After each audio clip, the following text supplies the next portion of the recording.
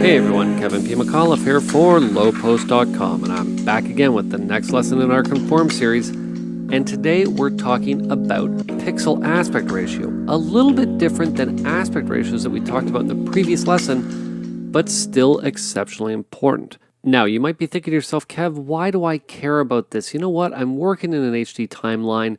It's square pixel. Everything is good to go. Well, for the most part, I'd say you are correct.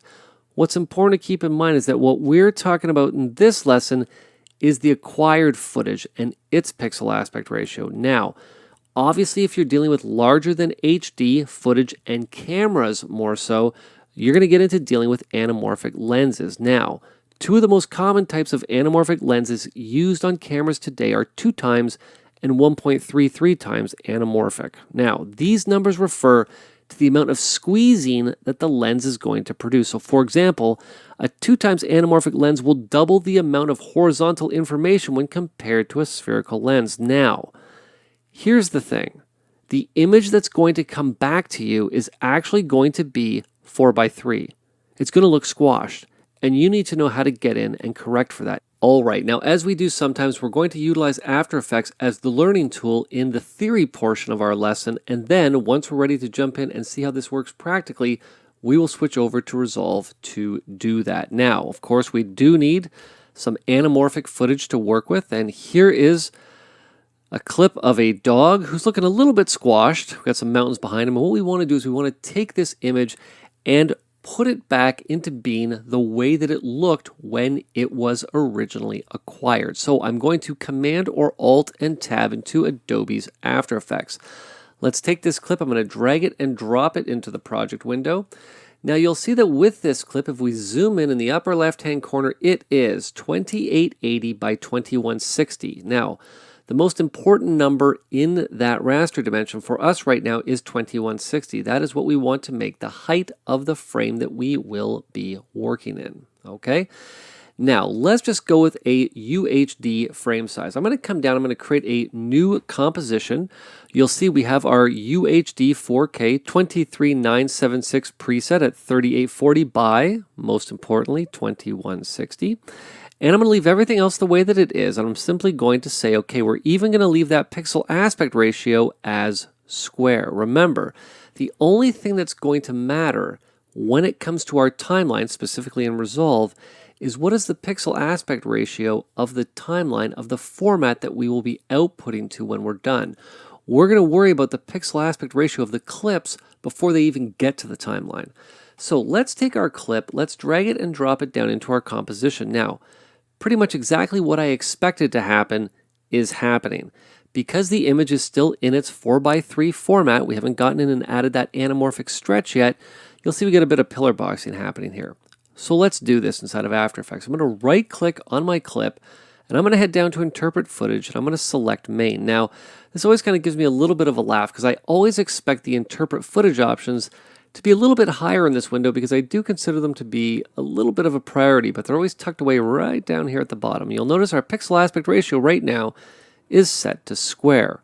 What I'd like to do is change that to be anamorphic 2:1. Now, you'll see in the background that as soon as I do this, and one thing that I love about After Effects is that it's always updating immediately, is that as soon as I switch this pixel aspect ratio to be 2:1, you'll see we now have a much better representation of exactly what this frame will look like. Most importantly, what you're actually getting a look at as well is how much extra we actually have sitting outside of the frame. So what this is going to give us the ability to do if we want to is to pan back and forth with the image to really set this shot up exactly the way that we want to have it set up. Okay?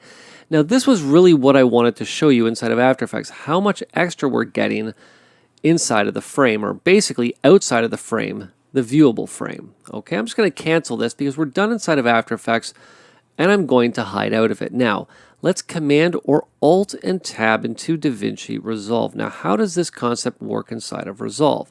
Let's head to the media pool. We are on the desktop. Here is the clip of our dog. What we're going to do is we're going to take this clip, drag it, and drop it down into our composition. You'll see that the clips have a different frame rate than the current project. Do I want to change that? I'll say sure, let's change it. And what I want to do is to make sure that inside of our project settings that our timeline is set to Ultra HD 3840 by 2160. We're going to leave that pixel aspect ratio as square, and we'll leave the timeline's frame rate as 23976, even though because I've already created the sequence, I don't have the ability to change that. Now what we're going to do is we're going to head to our timeline. I'm going to take our clip and drag it and drop it in here.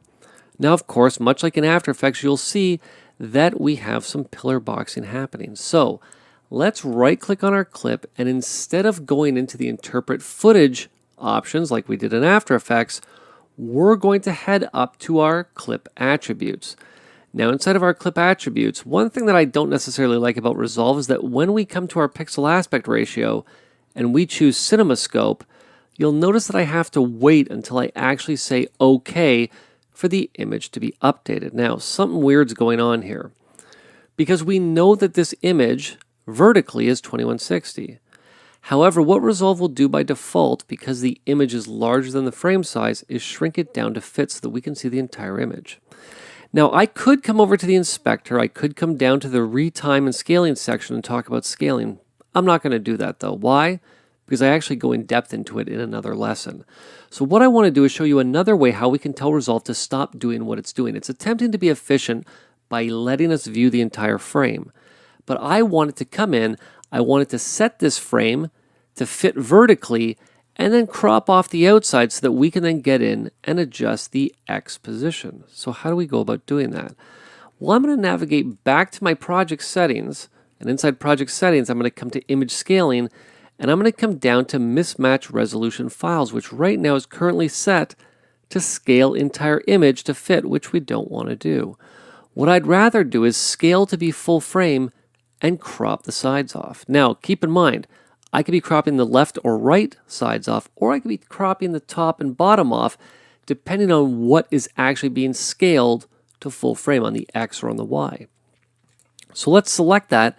I'm going to come down and say save, and boom, you'll now see that we're immediately all set to go with the proper framing. And if I now come back up to our position, X and Y, more so X for what we're doing, I can now reposition this frame exactly the way that I need it to be repositioned, because we have all this extra footage there when acquiring this footage. All right, now as always, if you have any questions, you have any comments or ideas for upcoming lessons or courses, I want you to head on over and post them in our forums at lowepost.com/forums. And if you have any questions for me, you can always send them to kevinpmcauliffe@gmail.com.